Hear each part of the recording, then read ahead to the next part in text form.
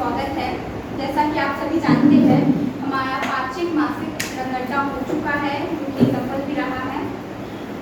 इस प्रोग्राम को या कार्यक्रम को आगे बढ़ाने से पहले मैं आपको यह बता दूं कि रंगअड्डा क्या है। अगर इसको हम अलग करें तो रंग मतलब सबको पता है, अड्डा मतलब कि जहां हम 5-6 लोग मिलकर एक किसी चीज का सृजनात्मक तैयारी करते हैं, रचना करते हैं। वो कहानी हो, पाठ हो, आलेख हो, कुछ भी हो, तो वो अड्डा होता है। तो ये है रंग अड्डा। अगर मैं इसको आपको उदाहरण दूं तो रंग अड्डा, रंगकर्मी। एक रंगकर्मी आपको एक स्थान पे आपके अंदर अनेक रस का उत्पन्न करते हैं, अनेक भावनाओं से गुजारते हैं।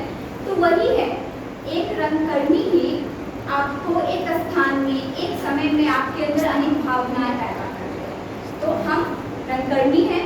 तो इस रंगअड्डे का उद्देश्य भी हमारा यही है कि हम यह रंगअड्डा अपने लिए कर रहे हैं, आने वाली पीढ़ी के लिए करें जो हमारे लिए है।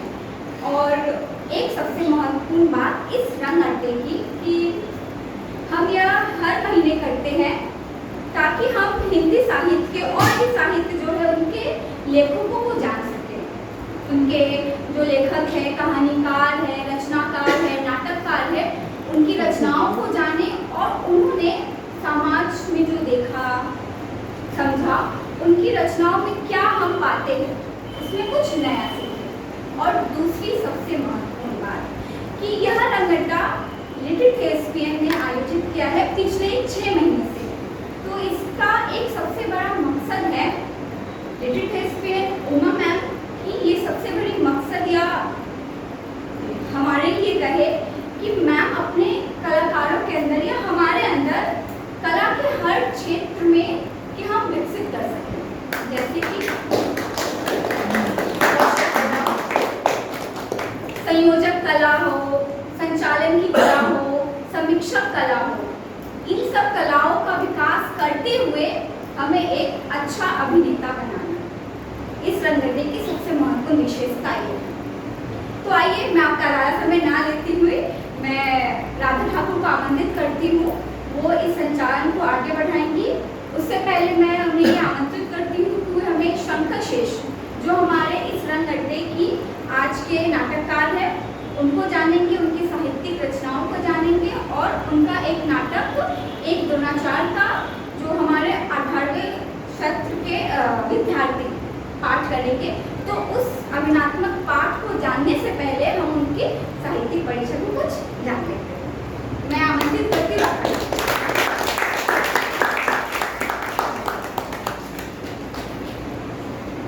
शंकर शेष के नाटकों पर बात करने से या उसका अभिनय पाठ होने से पहले उनका थोड़ा सा परिचय। शंकर शेष का जन्म 2 अक्टूबर 1933 ईस्वी में मध्य प्रदेश के बिलासपुर में हुआ। ये हिंदी के साठोत्तरी पीढ़ी के सुप्रसिद्ध नाटककार और मोहन राकेश के बाद की पीढ़ी के महत्वपूर्ण नाटककार के रूप में हमारे सामने आते हैं। शंकर शेष युग चेतना के कलाकार हैं, इसलिए उनकी रचनाओं में सामाजिक असंगतियों का चित्रण देखने को मिलता है। जैसे इनकी रचना है रक्त बीज, बाटका, पानी, पोस्टर, चेहरे, राक्षस, मूर्तिकार, आधी रात के बाद और एक और द्रोणाचार्य। शंकर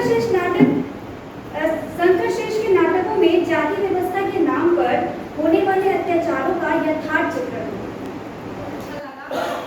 शंकर शेष जो हमारे आज के रंगअड्डे के नाटककार हैं, उनकी अगर चर्चा करें तो उन्होंने लिखा ही है कि वो राजनीतिक जो व्यवस्था है उसको करारा व्यंग करते हैं, व्यंग नहीं, उसको धज्जियां उड़ाते हैं, जो हम इस अभिनात्मक पाठ में उन्होंने बाकायदा देखा है। अब इसी क्रम में हम उनको अब सुनेंगे एक आलेख के रूप में, जो प्रस्तुत करेंगी लिटिल थिएस्पियन की कलाकार पार्वती रघुनंदन। तो आइए हम सुनते हैं उनके आलेख। पार्वती रघुनंदन।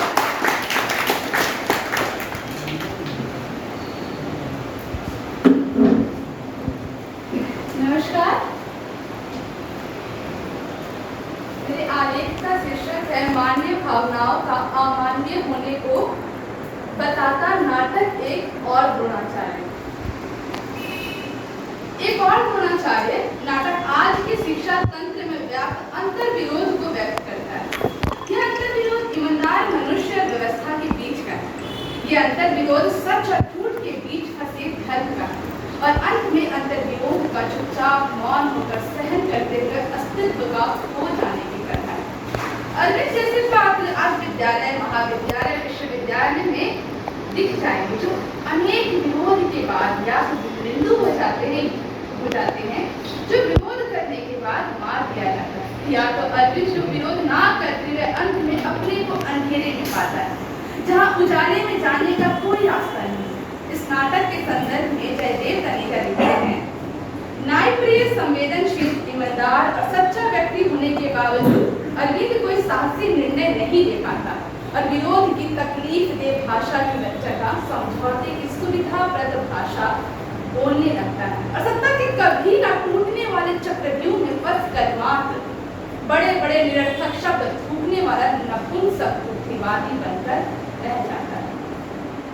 वही हेमंत मुकेश लिखते हैं कि आर्थिक संकट, व्यवस्था का दबाव एवं सुविधावादी मनोवृत्ति समकालीन मनुष्य की नियति निर्धारित करते हैं। संकरशेष का एक और द्रोणाचार्य हमारी सामाजिक स्थिति को, व्यवस्था और आर्थिक संघर्ष को, मनुष्य की विडंबना को ही प्रस्तुत करता है। वही गिरीश रस्तोगी इस नाटक के संदर्भ में लिखती हैं, कथानक मुख्यतः शिक्षा जगत में फैले भ्रष्टाचार, स्वेच्छाभोगी मनोवृत्ति को एक मध्यवर्ती परिवार की विसंगति के सामने रखना चाहता है। नाटक की कथा आज की सामाजिक राजनीतिक स्थितियों को पौराणिक कथा महाभारत के समांतर चलती है। अतीत और वर्तमान को फ्लैशबैक की पद्धति के माध्यम से स्वाइप किया गया है। वर्तमान को अतीत के समांतर रखना आज के धर्मांध व्यवस्था का बीज वर्षों पहले दिखाने से तात्पर्य है।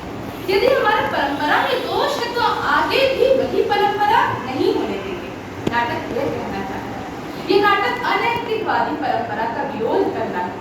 ये नाटक दर्शाता है कि धर्मांध व्यवस्था के बीच ईमानदार व्यक्ति को सिर्फ पीड़ा मिलती है। ये तब पौराणिक काल में भी था और आज भी है।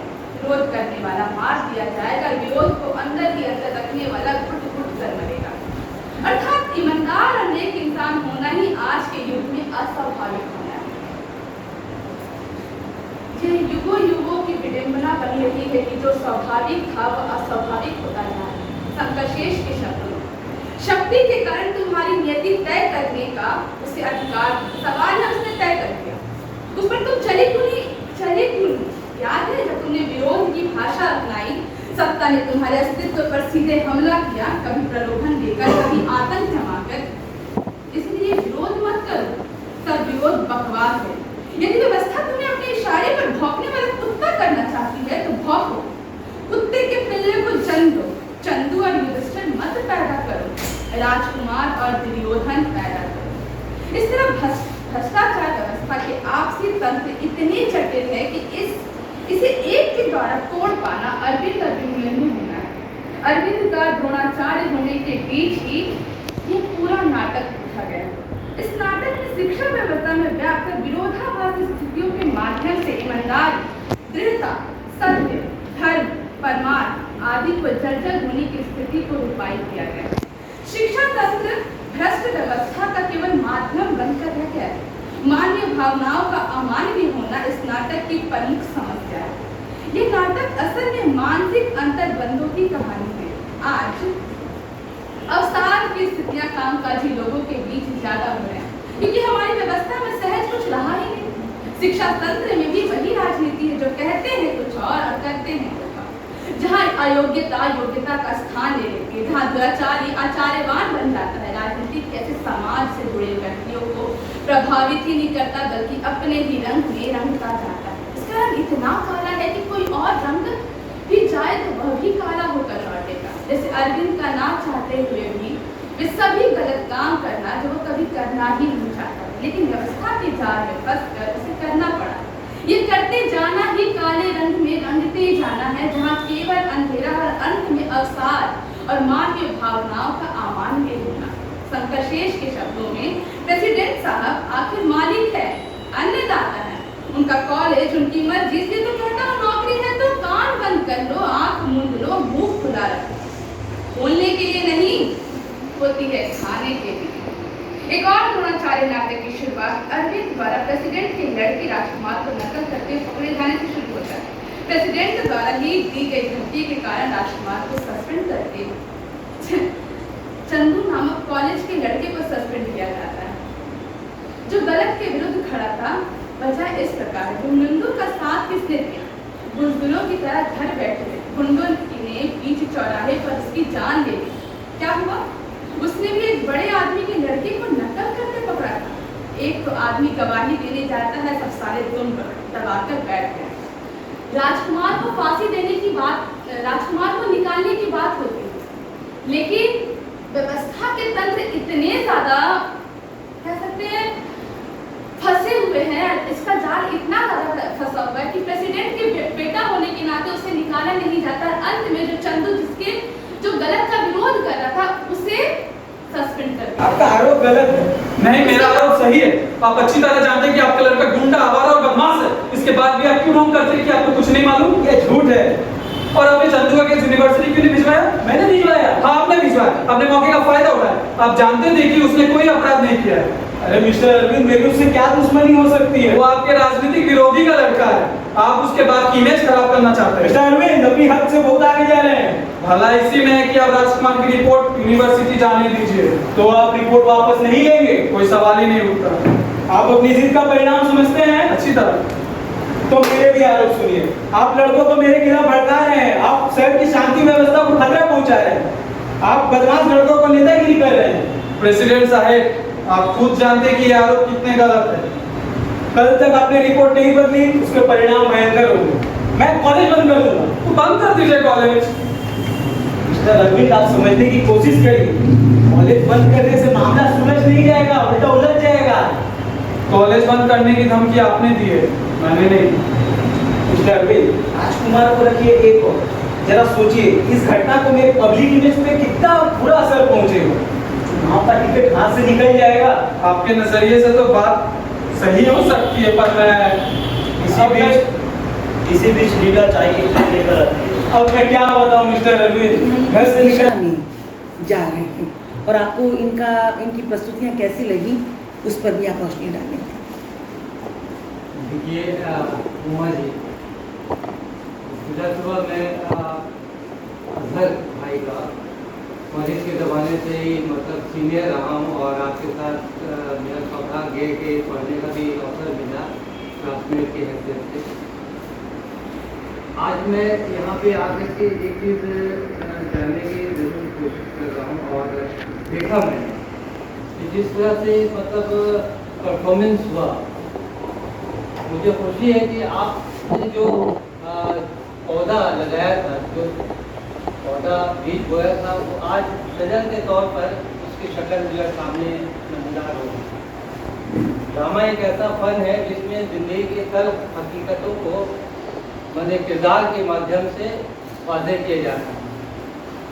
आज के जो आपने एक्ट किए उसमें क्या था कि जिंदगी के असूल और ज़िंदगी के हालात के कशमकश के बीच जो मैंने कसल है, उस चीज़ को जिस तरह से आप लोगों ने पेश किया, मैं सलाम करना चाहूँगा आपके मैंने परफॉर्मेंस को, कि मैं तो हो गया, मुझे पता नहीं चला स्टेज में बैठा हुआ हूँ या अपने मतलब उस चीज़ को महसूस कर रहा हूँ जो समाज में आज के दौर में चल रहा है। लोग बातें बहुत करते हैं असूलों की, सिद्धांतों की, लेकिन इन फैक्ट होता क्या है? होता वही है कि हर जगह वो कॉम्प्रोमाइज़ करते हैं और इसी कॉम्प्रोमाइज़ के नतीजे में आज जो हमारा समाज दिन ब दिन जो है पीछे की तरफ, नीचे की तरफ चला जा रहा है। बहुत खुशी है मुझे इस बात की कि आज जिस तरह से बच्चों ने मैंने परफॉर्मेंस पेश किया और एक बहुत शॉर्ट टाइम में जिस तरह से जो पैगाम मैसेज देने की कोशिश की है उसमें वो 100% कामयाब रहे हैं। ये मेरा एक्सपीरियंस रहा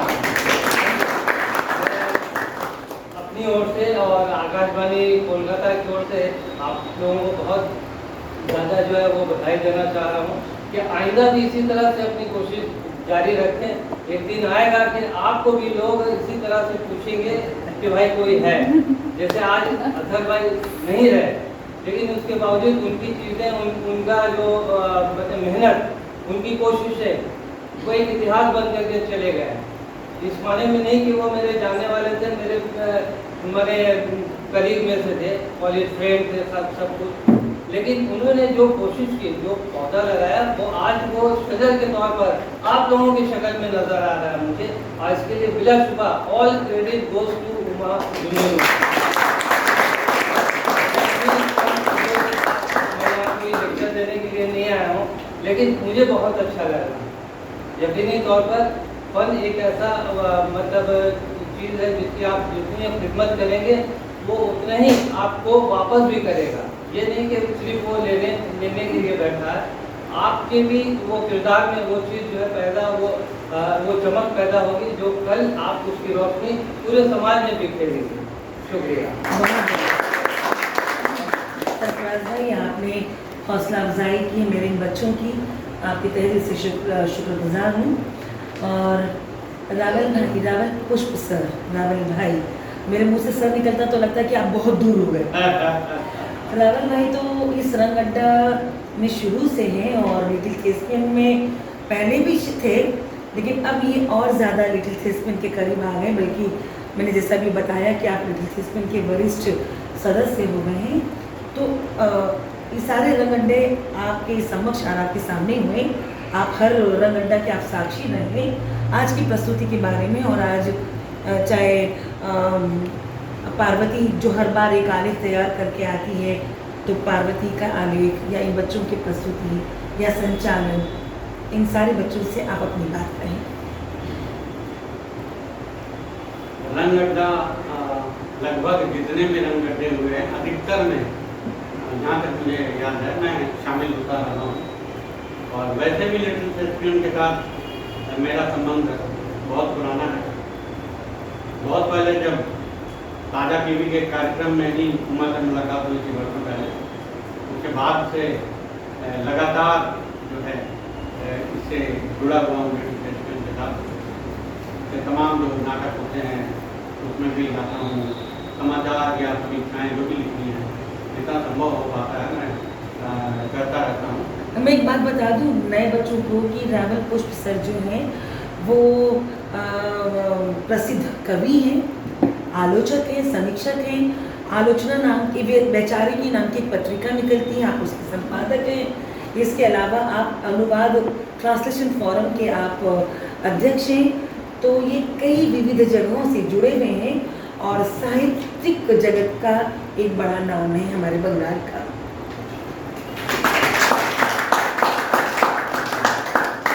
इतना कुछ इन्होंने कहा है, मैं आपके सबके बच्चों के बीच का ही हूँ, आपके साथ शुरू से हूँ, अभी भी हूँ और आगे भी इंशाअल्लाह करूँगा ही।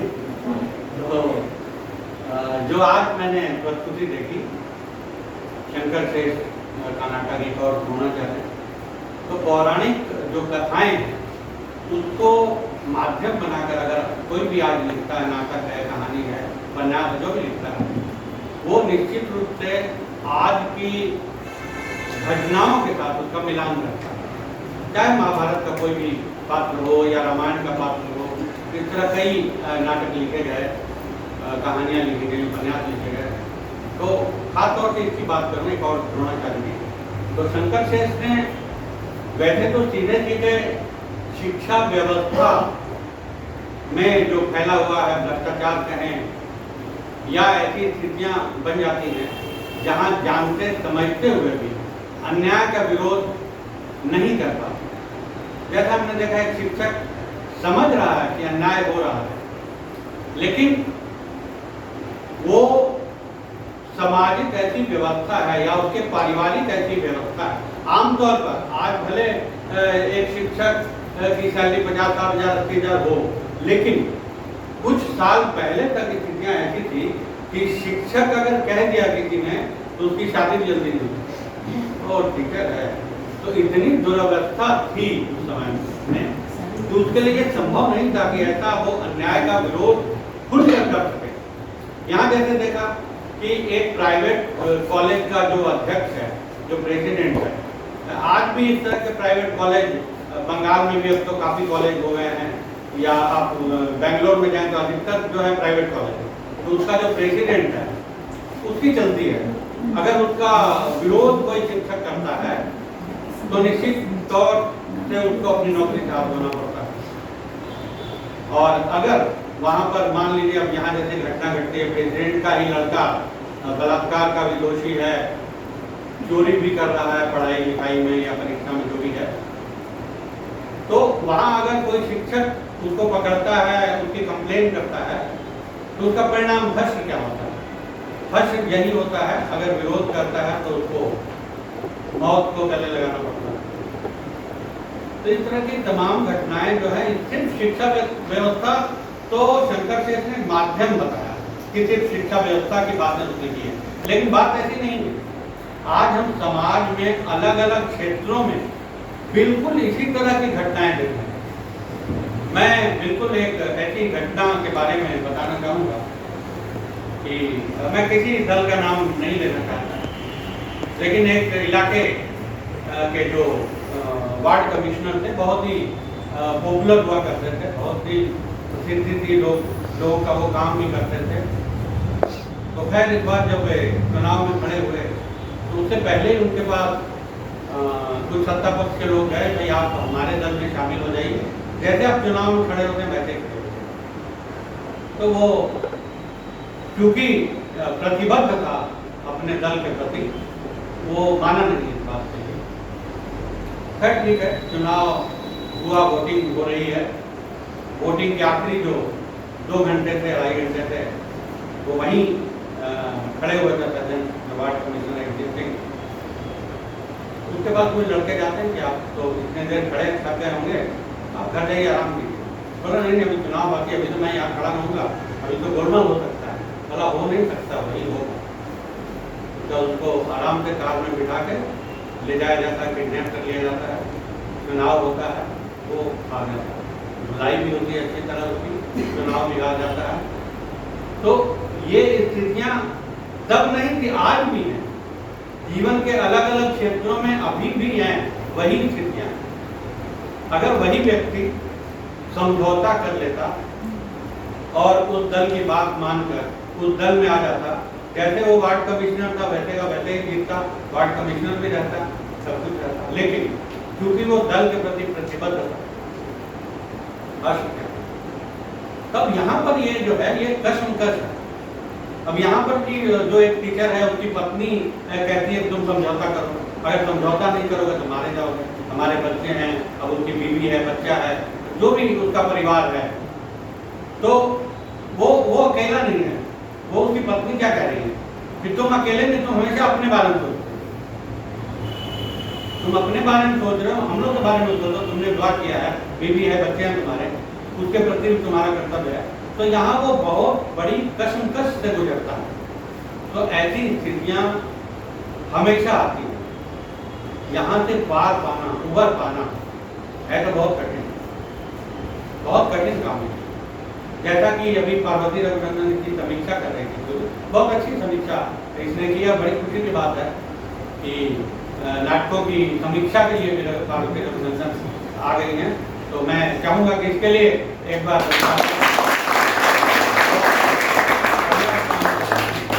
तो अगली पीढ़ी जो है, हम लोगों के बाद की पीढ़ी इस तरह सामने आ रही है, चाहे समाचार लिखने में हो, समीक्षा करने में हो, क्योंकि अब हम लोगों के समय के जो भी लिखने पढ़ने वाले लोग हैं, हम लोग तब बूढ़ा बरगद हो गए हैं, कब निकल पड़ेंगे कहना मुश्किल है। तो अगली पीढ़ी में भी अगर ये गुण, ये जीन से अगर आता है तो ये बहुत ही अच्छी बात है, स्वागत योग्य कदम है।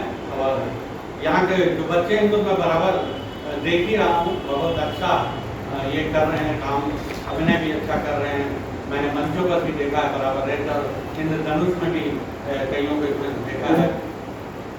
और अदर भाई के आखिरी दिनों में तो मेरा संबंध बहुत ज़्यादा गहरा हो गया था, पता नहीं शायद इसीलिए हुआ था। मुझे 2-3 बार तो वो घर भी छोड़ने गए अदर भाई। उस समय हमारा हिंदी एकेडमी का वो कार्यक्रम भी चल रहा था, तो उस दौर में भी कई तरह की अच्छी बुरी जो भी घटनाएं घटी हों, तो उसके भी गवाह हम लोग रहे अदर भाई। और आखिरी जो अड्डा हुआ, रंग अड्डा हुआ हम लोगों का, उसमें भी मैं साथ था अदर भाई के। तो जैसा कि मैं कई जगह शोक सभा में अदर भाई की तरफ से यही कहता हूँ कि कौन कहता है कि मैं मर जाऊँगा, कौन कहता है कि मैं मर जाऊँगा, मैं तो दरिया हूँ, समंदर में उतर जाऊँगा।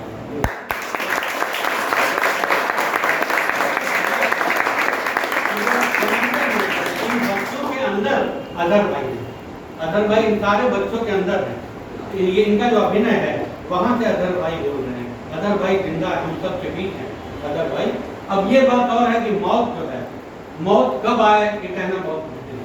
कम उम्र में भी आ सकती है, बहुत लंबी उम्र में भी आ सकती है, लेकिन बात जो है कि उम्र लंबी नहीं, लेकिन हमने क्या किया है वो लंबा होना चाहिए, वो बड़ा होना चाहिए, किरदार बड़ा होना चाहिए।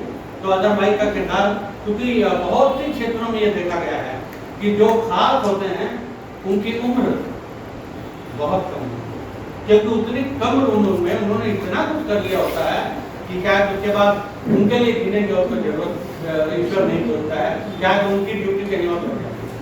तो खैर का भी एक नाम शामिल है। तो मैं मेरी ओर से इन सब बच्चों के लिए हमेशा से शुभकामनाएं हैं, दुआ है, ये बहुत अच्छा करते हैं। मौत उनकी है जिनका ज़माना करे अफसोस, मौत उनकी है जिनका ज़माना करे अफसोस। यूँ तो दुनिया में सभी आए हैं मरने के लिए, और ऐसे लोग कभी नहीं मरते, वो अपने किरदार से, अपने अमाल से और अपनी पहचान जो है इस तरह से लोगों के बीच में बनाते हैं, अमर हो जाते हैं।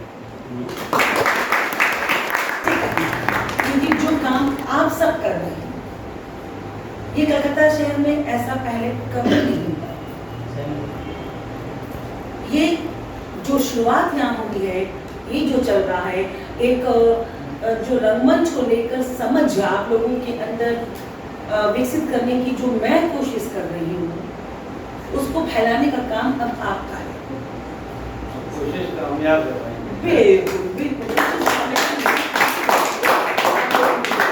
तो जो मैं आपको दे रही हूँ उसको आप अपने तक मत रखो।